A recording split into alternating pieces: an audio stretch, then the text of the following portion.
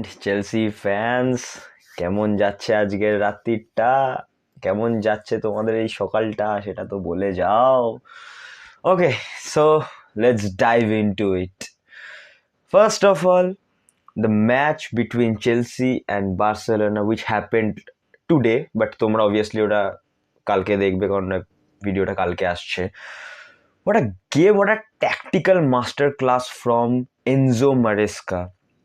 The pretty much the same lineup or সিস্টেমটা same যেটা পিএসজির এগেনস্টে ক্লাব ওয়ার্ল্ড কাপ ফাইনালে মেরেস্কা ইউজ করেছিল, আর pretty much the same style of or the pattern of game play both the teams play. মানে আমি PSG আর বার্সার কথা বলছি, দুটো টিমই একটা খুব হাই প্রেসিং, একটা খুব হাই লাইন মেনটেন করা একটা টিম। তাদের এগেনস্টে এনজো মারেস্কার এই ট্যাকটিক্সটা পরপর দুবার খুব ভালোভাবে ওয়ার্ক করলো, খুব ভালোভাবে। অ্যান্ড এইবারটারও স্পেশাল কি জানো?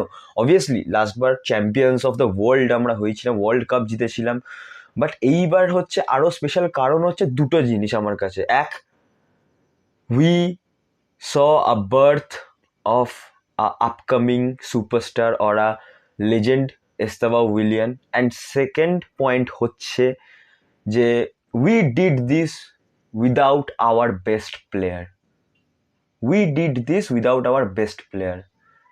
ওই ক্লাব ওয়ার্ল্ড কাপ ফাইনালটাতে দেখে নিও, পিএসজিকে পুরো হিউমিলিয়েট একটা প্লেয়ার করে গেছিল, সেটা হচ্ছে অবভিয়াসলি পুরোটা টিম এফার্ট ছিল ওই ম্যাচটাতে, বাট একটা প্লেয়ার পিনাকলে ছিল, সেন্টার পয়েন্ট ছিল ওই হিউমিলিয়েশনটার, সেটা হচ্ছে কোল পালমার, যে আজকে আনঅ্যাভেলেবেল ছিল। আই হোপ ও খুব শিগগিরই ব্যাক করুক, কারণ নেক্সট যে গেমটা আছে আর্সেনালের এগেনস্টে খুব ইম্পর্টেন্ট একটা গেম আমাদের লিগে। হোয়াট এভার, খেলাতে আসি। খেলাটা অনেস্টলি স্পিকিং শুরু থেকেই চেলসির যে ইন্টেন্ট নিয়ে নেমেছিল না, মানে ওই ইন্টেন্টটাই খুব প্রিটি মাচ ক্লিয়ার করে দিয়েছিল যে চেলসি আজকে ম্যাচটা হারলেও না হার মেনে হারবে, মানে ফাইট দেবে অ্যাটলিস্ট, এটাই আমার বলার বক্তব্য। একটা গোল এনজো ফার্নান্ডেজের ফার্স্টেই যেটা গোল ক্যান্সেল হলো, অ্যান্ড অনেস্টলি স্পিকিং গোল আজকে 3-4টে অফসাইডে ক্যান্সেল হয়েছে, which was expected, because Barca যেরকম ফরমেশন, যেরকম ফুটবল খেলে, অপোনেন্ট অনেক এরকম অফসাইড ট্র্যাপে পড়বে, খুব এক্সপেক্টেড ছিল। বাট পুরো ম্যাচে বার্সেলোনার একটাই ক্লিয়ার কাট চান্স এসেছিল একদম ফার্স্ট 10 to 15 মিনিটসের মধ্যে, যেটা ফেরান টোরেসের একটা হাউলার ছিল। ওটা কি ছিল? জ্যাকসন মনে হয় ফিনিশ করে দিত ওই ওই চান্সটা। এত সুন্দর একটা 1:1 ওখান থেকে কি করে বাইরে মারলো আমি জানি না, but after that Barcelona was fully shut down by Chelsea পুরো শাটডাউন করে দিয়েছিল। যেরকম ইন্টেন্সিটিতে চেলসি প্রেস করছিল, যেরকম স্পেস অকিউপাই করছিল, বার্সার মিডফিল্ডকে যেভাবে ডমিনেট করেছিল আজকে চেলসি, ইচ অ্যান্ড এভরি অ্যাসপেক্টে বার্সাকে আজকে ডমিনেট করেছেন। অবভিয়াসলি আমি এখানে আরেকটা জিনিস বলতে চাইবো, সেটা হচ্ছে যে আরাউয়ের বোকামো। ভাই, you are the captain of the team, already তুমি ইয়েলো কার্ডে আছো, তুমি ওরকম একটা র্যাশ ট্যাকেল মেরে রেড কার্ড নিয়ে নিলে খেলাটা তো পুরোপুরি ওখানে শেষ করে দিলে। তার উপর তুমি একটা ওয়ান ম্যান ডাউন হয়ে গেলে। চেলসি এরকম ভাবে বার্সার ওপরে চড়েছিল তখন। তো এটা একটা খুব খুব বোকামি, একটা খুব ভুল ডিসিশন নিল আরাউও। আরাউও এরকম অনেক আগে ভুলভাল ডিসিশন নিয়ে বার্সাকে সাফার করিয়েছে, আমি জানি, হিস্ট্রিতে আছে, ওয়ার্ল্ড বুকে রেকর্ড সব লেখা থাকে। সো বার্সেলোনা আবার আজকে আরাউয়ের এই একটা ভুলের জন্য খুব বাজেভাবে সাফার করলো। অ্যান্ড অনেস্টলি স্পিকিং এই লসটার পরে বার্সেলোনার কোয়ালিফিকেশনসে প্রবলেমস আসতে পারে যদি আর একটা ম্যাচও স্লিপ করে যায় বার্সা, কারণ আর 3টে ম্যাচ পড়ে আছে, 5টা ম্যাচ খেলে নিয়েছে বার্সেলোনা, 7 পয়েন্টে আছে এখন বার্সা। তো ইটস হাই টাইম যে বার্সেলোনা ডিফেন্সিভ অর্গানাইজেশনটাকে ঠিক করুক। অনেস্টলি স্পিকিং ক্রিশ্চিয়ানসনকে স্টার্ট করা গেলেও যেতে পারতো as a non Barca fan, আমার ওপিনিয়ন এটা। বাট হানজি ফ্লিকের থেকে তো অবভিয়াসলি আমি বেশি জানবো না, তো হানজি ফ্লিক যেটা পছন্দের মতন প্রেফারেবল 11 নামানোর ভেবেছে তো ওটাই নামিয়েছে। বাট অনেস্টলি স্পিকিং আজকে Chelsea was better than Barca in every aspect of the game.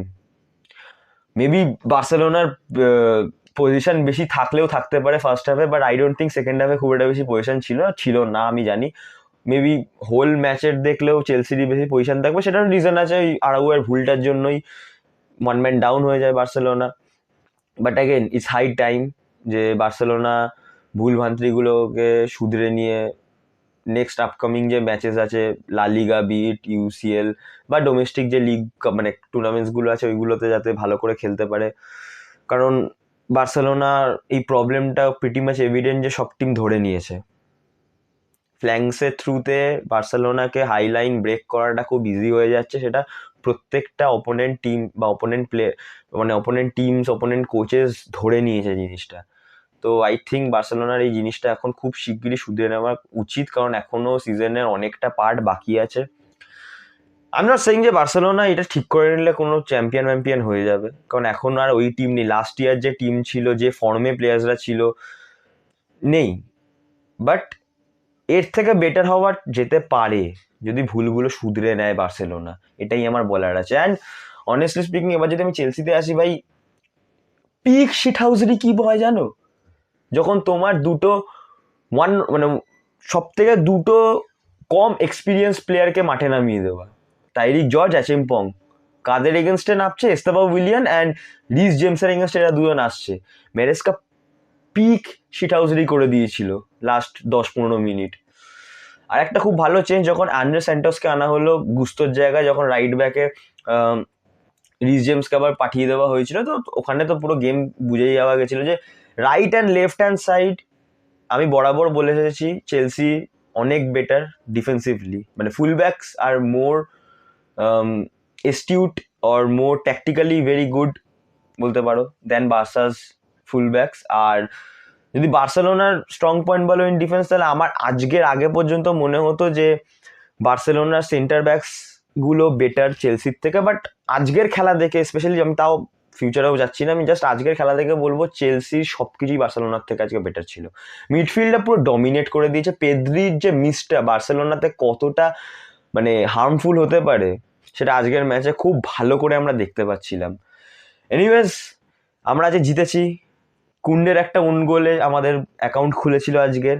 দেন এস্তাভাওয়ের একটা ওয়ার্ল্ড ক্লাস গোল, মানে ওরকম গোল খুব কম প্লেয়ার্সদের থ্রুতেই দেখা যায়। দুটো সো কল্ড ওয়ান্ডার কিডস আর স্টার কিডস খেলছিল আজকে, Lamine Yamal and Estevao Willian. তো আই ডোন্ট থিঙ্ক আজকের ম্যাচটা দেখার পরে জাস্ট ফর টুডে কে বেটার খেলেছে এই দুজনের মধ্যে আলাদা করে বলতে হবে না। And Cucurella got the man of the match.